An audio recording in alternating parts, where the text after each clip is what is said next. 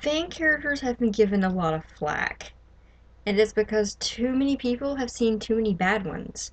But we don't fix the problem by trying to get rid of all the fan characters, because we're limiting people's creativity when we do that. We not even let them make their own character.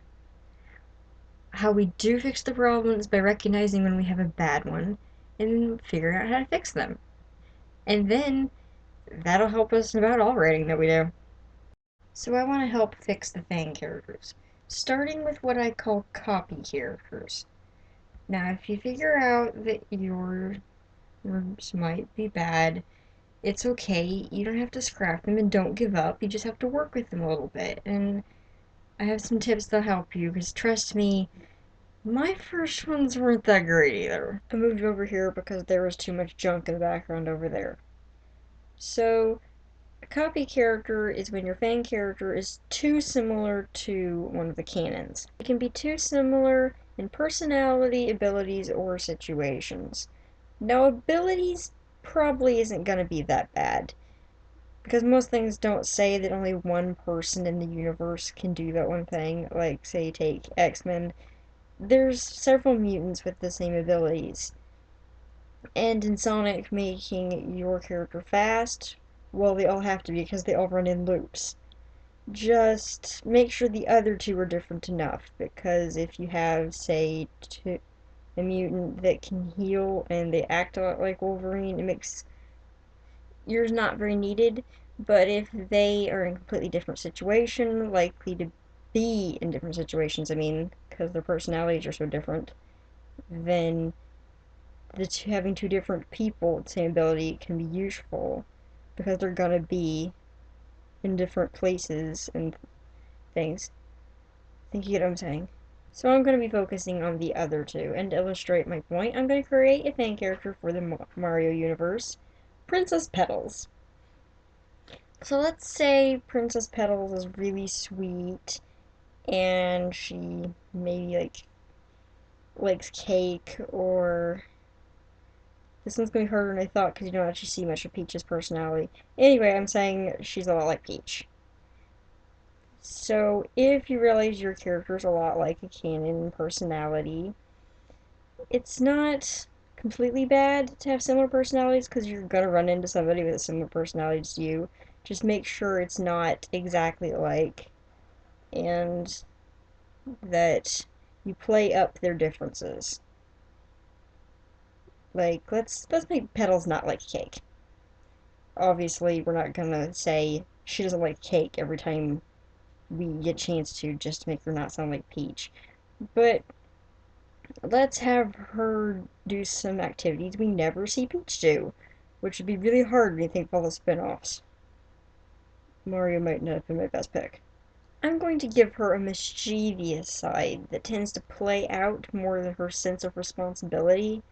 So we see her sneaking off to do all these mischievous things, whereas we see Peach on the throne more, acting like a princess. And therefore, even if they're both sweet and act similar, we'd see them doing different things. But I've decided she's not like Peach at all. She dresses goth, she tends to be a bit mean, she has a horrible temper, and she has a mischievous side. Then, when Mario is visiting the Flower Kingdom, Bowser's also in the Flower Kingdom, and he captures Princess Petals, and Mario has to go rescue her and... Wait, she still sounds like Princess Peach. Yeah, even if their personalities are nothing alike, that won't really matter if you still put them in the same situation. And no one's gonna care how different the Flower Kingdom is with the Mushroom Kingdom, or if it was Flowser, not Bowser, who kidnapped Petals. If when the story strips to its core, it could have just been done just as easily with Peach. I could have Petals rescue herself, but then it kind of looks like I'm trying to say Petals is better than Peach, and that's kind of obnoxious. So how about this? Peach and Petals both get kidnapped.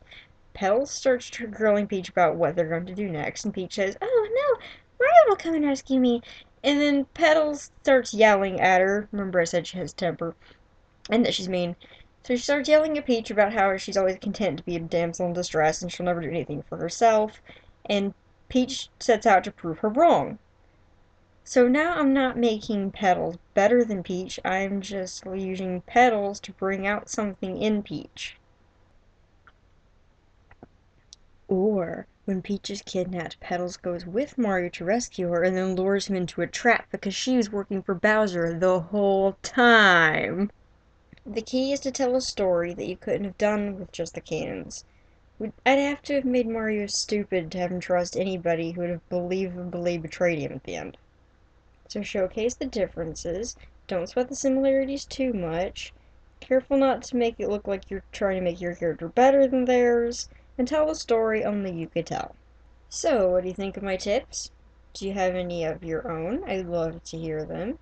Just leave any questions, comments, concerns, or suggestions in the comment box. I did this video for my blog because it's fanfiction month.